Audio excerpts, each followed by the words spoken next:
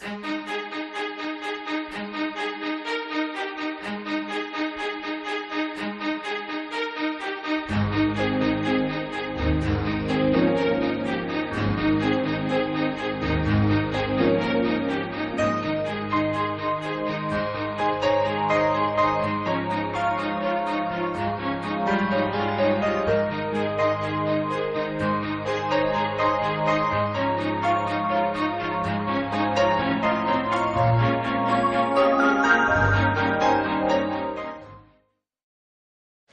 you, Mr. Cohen. And now we'd like to call Howard and Sherry Ginsburg and their daughter Courtney to the stage to present the Bradley Marc Ginsburg Scholarship.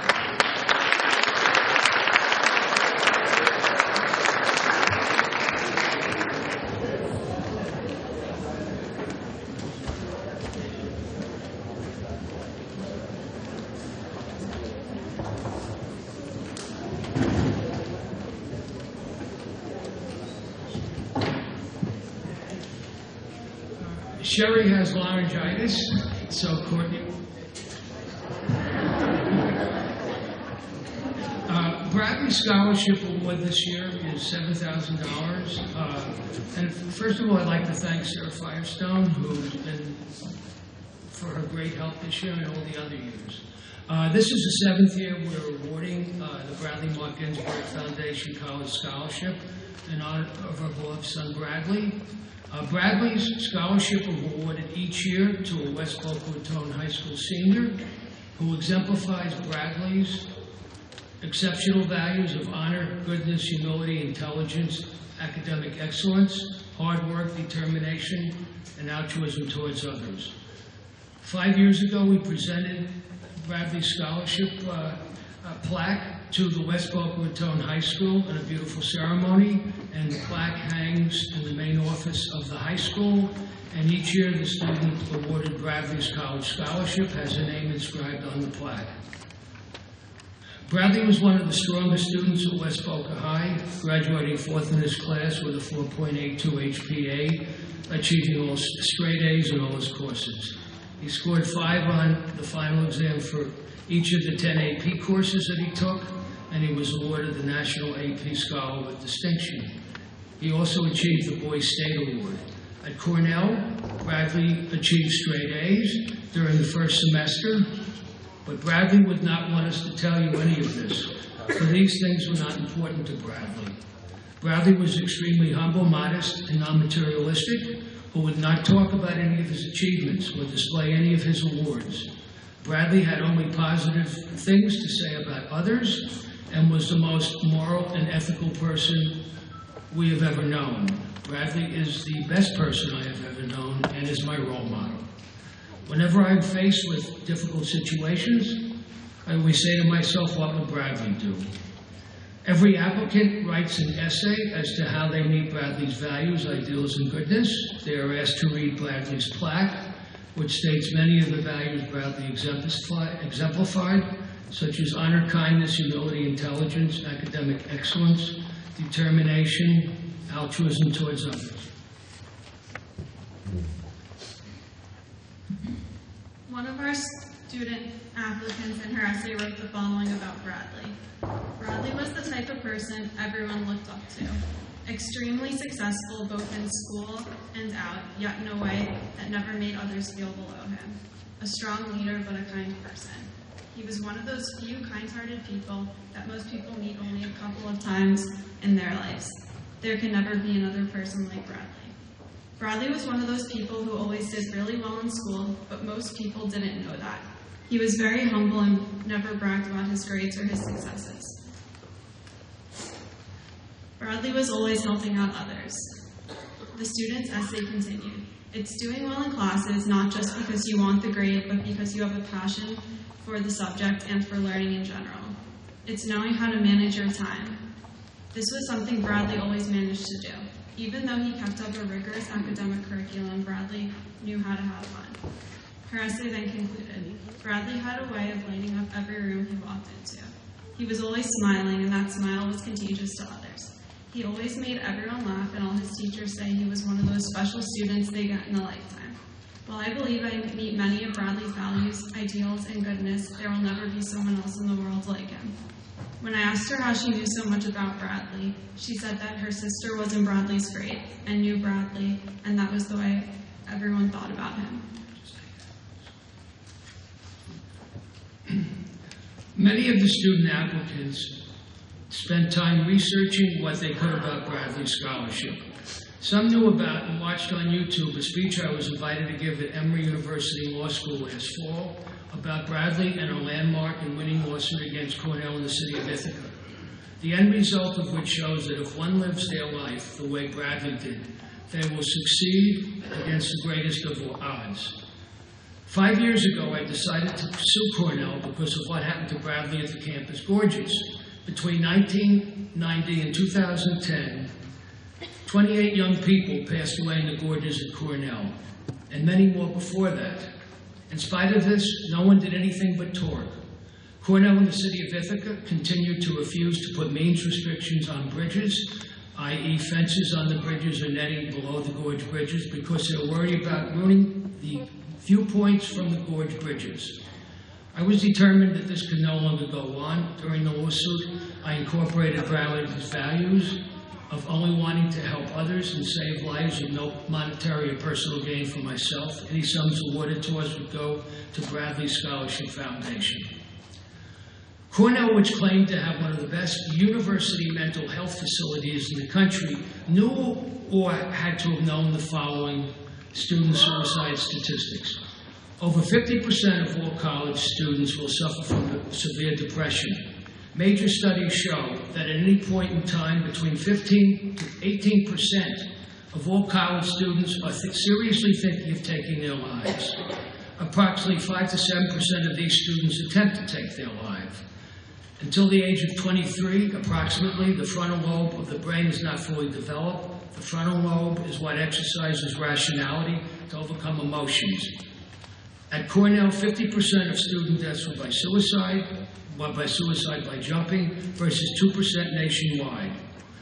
Much of suicide is impulsive. If one attempting suicide is stopped, studies show that 90% of those people will never attempt suicide again. It is a misconception that suicide is almost always planned, and many people give no indications that they are depressed or contemplating suicide. In spite of what is a major health epidemic, mental health issues are still in the closet, just like cancer was in the 1980s. Our high schools and universities should be talking much more about mental health issues such as depression, bipolarism, etc., and letting students know that they can and should seek help just like any other illness. Universities need to have a first-class mental health program where students can get immediate help from mental health experts without a 2-week wait, as was the case at University of Florida. After Cornell refused several of my requests to meet with them, it was then that I decided to sue the university. I spoke to approximately 15 law firms, and nobody would take the case because they said we had no legal precedents on our side and monetary damages in our case were highly speculative and very difficult to prove. The most important monetary damages in a wrongful death case is the pain and suffering of the survivors, and these were not allowed under New York law, which is the law used by the federal court in the Northern District of New York State where our lawsuit took place. Because of this, I knew that I needed to force a settlement, and one way of doing that was to get our lawsuit as much press as possible, while getting Cornell and its administrators much negative press, which could cause the Cornell Board of Trustees to push forth a settlement. Therefore, to bring things home, I also sued personally the president of Cornell, the number 2 person at Cornell, and the 2 head psychologists at Cornell Mental Health. Additionally, I sued for about $11 million, which became $150 million due to all of our causes of action.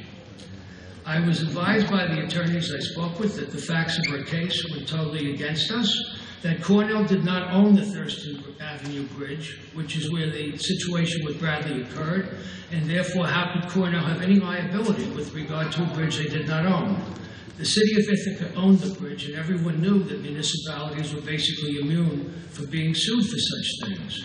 Additionally, when it was reconstructed, several years before. The bridge met all New York State, federal, and municipal guidelines and won numerous awards. Furthermore, nobody knew that Bradley was suffering from severe depression. The legal duties of universities to prevent suicide were almost non-existent.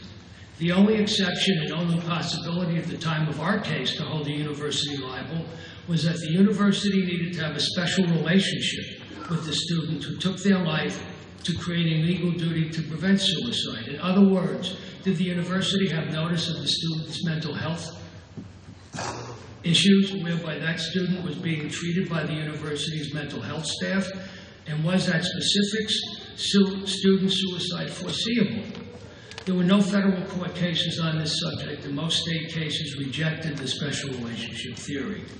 To make our case even more impossible, other case law with regard to suicide clearly stated that suicide was an intervening superseding act that cut off all liability on the part of Cornell and the city of Ithaca.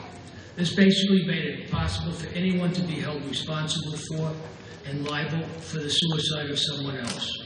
We obviously did not have any type of special relationship with either defendant, and the intervening superseding act precedent made it doubly impossible for our case to avoid dismissal.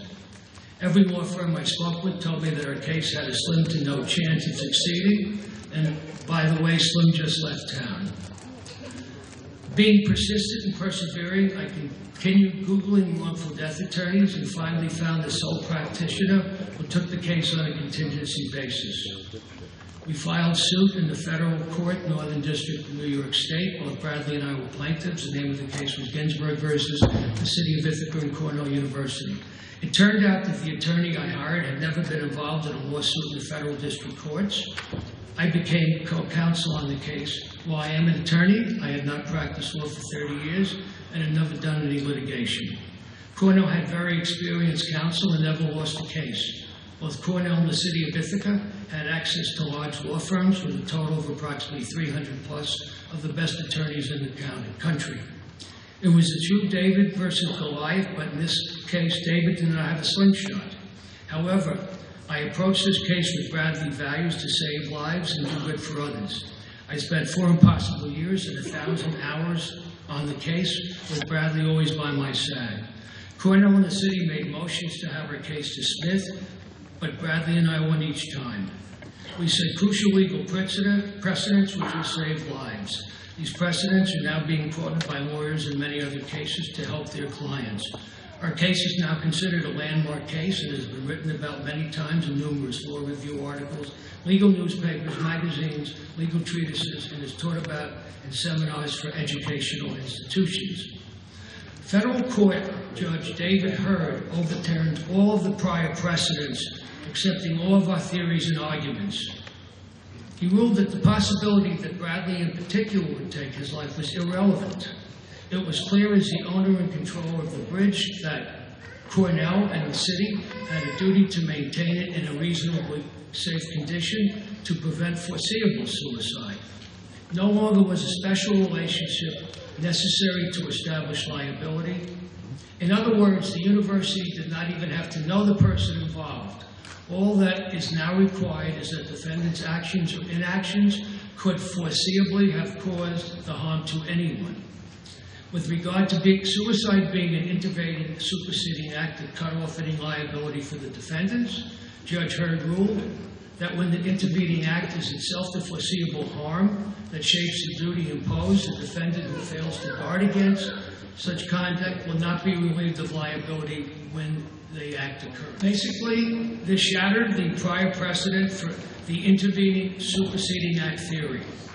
Our case established the extensive control doctrine, wherein Cornell could be liable even if Cornell did not even own the bridge, if it could be shown that Cornell exercised extensive control over it. After our case started, and because of our case, Cornell spent $8 million to put up netting under the gorge bridges, and there have been no deaths at the gorges for 6 years. Obviously,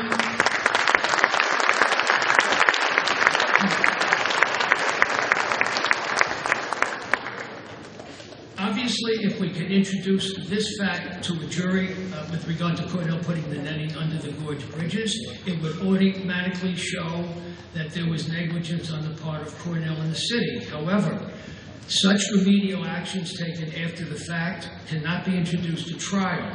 However, an exception was created by our case whereby the remedial action of paying for the installation of netting under all gorge bridges can be introduced to show extensive control. Obviously, once a jury is told of the remedial action, the reason it was introduced is irrelevant. As Skadden Arps, one of the largest law firms in the country, writing about our case on page 1, in a page 1 article in the New York Law Journal stated, this creates a dilemma for defendants. For if they deny ownership, then the extensive control argument can be used, and all remedial actions taken after the fact can be brought before the jury. With regard to the City of Ithaca's claim of immunity, Judge Hurd ruled that immunity did not apply to the city, since the city did no formal study with regard to means restriction to prevent suicides at the gorge bridges, in spite of many opportunities to do so during the years of the bridge reconstruction. Never before had this holding been made by a court to justify the ability to sue a governmental body and hold them liable for a dangerous condition that they are responsible for. In effect, our landmark David versus Goliath federal court case, now considered one of the most important mental health cases in the last 50 years, has given people the ability to force mental health and other changes by using our precedents instead of simply going hand in cup in hand and begging universities and other entities to do the right thing so that lives can be saved. In the course of our case, again, Cornell spent $8 million in putting up netting under the gorge bridges. Additionally, Cornell increased by $1 million in spending for mental health. Bradley and I settled the case just before trial. The settlement with Cornell consisted of a Cornell scholarship in Bradley's honor, named the Brad Ginsburg 13 Memorial Scholarship, the value of which is given every year in perpetuity to an outstanding freshman student from South Florida who attends Cornell and who best exemplifies Bradley's values. The value to the student of the scholarship amounts to approximately 95% of the total cost to attend Cornell for the student's freshman year.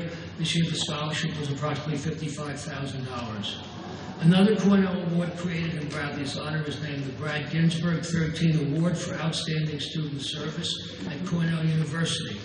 Large 16 by 20 plaques to the above were created in Bradley's honor, each with a photo of Bradley and beautiful writings. The plaques in Bradley's honor now hang in the best location possible, in the window next to the front entrance, next to the North Star Dining Hall, where all freshmen eat. Anyone entering or leaving the dining hall sees the plaques. Cornell wanted to put the two plaques in the front window because they had seen for themselves how truly outstanding Bradley was, and they wanted every student at Cornell to see and read the writing on the plaques. The president's office at Cornell had to approve the plaques and where they were hung. This is the first time in the history of Cornell that plaques similar to the ones honoring Bradley have ever been allowed to be hung anywhere at Cornell. Even though Cornell and I had a bare-knuckles fight, I want to say that after settlement was reached, Cornell and I now have exceptional relations, and that they have kept their word as to everything that was promised. Well, this year we had many fantastic students who applied for Bradley's scholarship. We interviewed all the students and got to know each of these truly outstanding students. They were all phenomenal. However, we only give out one scholarship. This year's scholarship is given to a truly remarkable and outstanding person who constantly is donating her time and money to those less fortunate, many times traveling out of the country at her own expense to help and always considering their needs before her. Julia Lopes, please come up to the